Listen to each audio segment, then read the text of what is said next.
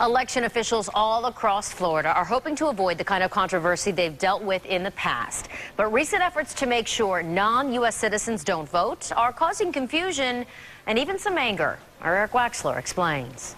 Elections in Pasco County? Yeah. Brian Corley is Pasco County's supervisor of elections, and he's got a list to deal with. A list of people registered to vote in Florida who the Department of Highway Safety and Motor Vehicles say may not be U.S. citizens. We are required by Florida law to contact those voters and to ascertain whether or not they are, in fact, citizens. Statewide, there were 2,700 suspected non-citizens. Pasco County's list had 13 names on it, and Corley says he quickly got responses from 2 of the people who proved they were born in the United States, but they wondered why they had to. We're finding a high number of folks who were born in this country and are quite frankly, resentful of us as county supervisor of elections questioning their citizenship.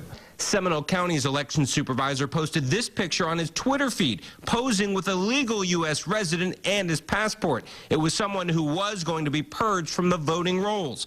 Voting rights groups in Florida are trying to stop the mass purging until more research is done. They also say the state is targeting Hispanics.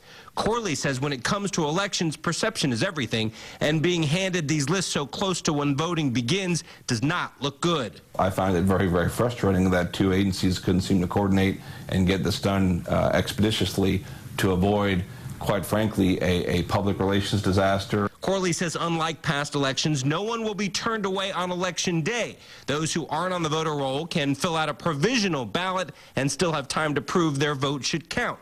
But any non-U.S. citizen who registers to vote can be charged with a third-degree felony.